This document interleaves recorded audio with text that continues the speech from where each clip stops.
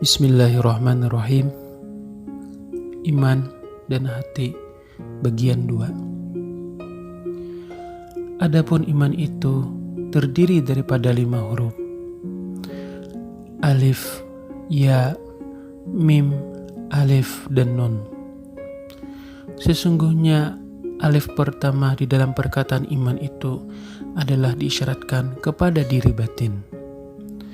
Huruf ya di dalam perkataan iman itu diisyaratkan kepada hati.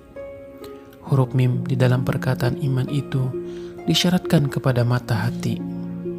Huruf alif kedua di dalam perkataan iman itu adalah mengisyaratkan kepada hakikat insan.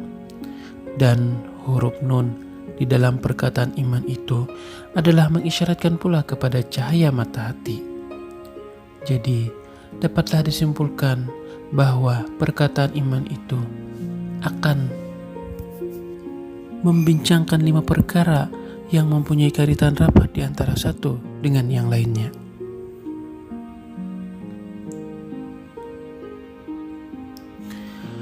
Oleh karena itu, untuk menghasilkan suatu bentuk pemahaman yang sebenar terhadap iman, maka seseorang itu perlulah memahami secara mendalam tentang 5 perkara tersebut. Sesungguhnya diri batin manusia itu adalah diri rahasia Allah Subhanahu wa Ta'ala, dan manusia adalah sifat Allah.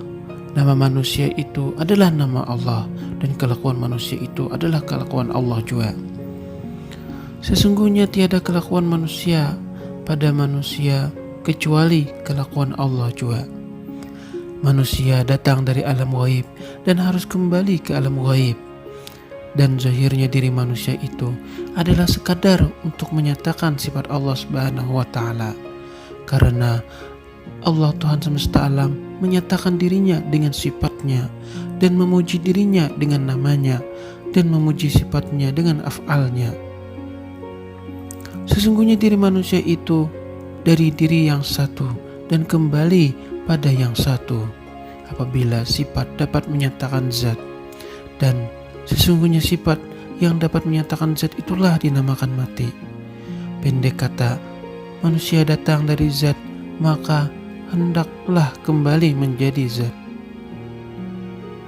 Bersesuaian dengan firman Allah di dalam Al-Quran surah Al-Qasas ayat 88. La ilaha illahu kullu syai'in halikun illa wajhah lahul hukmu wa ilaihi turja'un. Tiada yang wujud hanya zatnya semata-mata, maka setiap sesuatu yang zahir adalah binasa. Tiada sebenar-benarnya kecuali semua yang zahir itu adalah wajahnya semata-mata. Dialah yang berhak dan kepadanya kamu dikembalikan. Oleh karena itu, kita menyadari bahwa diri kita adalah sifat Allah, dan sifat Allah akan diuji dengan af'alnya bagi tujuan menentukan sumpah penyaksian sifat dan zat dia. Roh dahulu teguh dipegang dan janji ditunai, maka diri kita sudah tentu tidak terlepas daripada ujian. Sesungguhnya manusia dan ujian tidak dapat dipisahkan. Manusia tetap akan diuji selagi ia bersifat dan bernapas untuk hidup. Selagi ia berjasad dan diri rahasianya masih dikandung oleh jasad, maka selama itulah sifat Allah ini akan tetap diuji dengan berbagai ujian. Ujian itu bukan hanya diuji dengan kesulitan dan kesusahan, tetapi ujian itu bisa diuji dengan kesenangan. Sesungguhnya susah dan senang, miskin kaya, hina mulia, dan sebagainya yang melanda diri manusia itu adalah bagian daripada bentuk ujian af'al Allah terhadap sifatnya. Sesungguhnya jarang sekali di kalangan manusia menyadari hakikat ini. Malahan banyak di kalangan manusia tidak mengenal dirinya. Mereka mengaku dengan lidah mereka ini adalah hak Allah, tetapi pada hakikat sebenarnya mereka benar-benar masih berpegang bahwa dirinya itu adalah haknya sendiri. Di samping mereka merasai bahwa mereka harus memiliki sesuatu dan berhak pula untuk memilikinya. Lantaran daripada itu, apabila sesuatu ujian menimpa mereka, maka mereka terus menenting kemarahan dengan merasai yang dirinya tidak sepatut menerima ujian tersebut. Malahan di kalangan kita tidak dapat menerima sesuatu yang menimpa di dalam hidupnya itu sebagai ujian.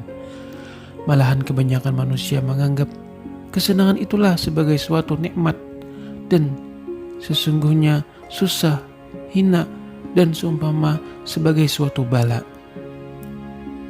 Malahan yang menganggap bala itulah sebenar-benarnya ujian.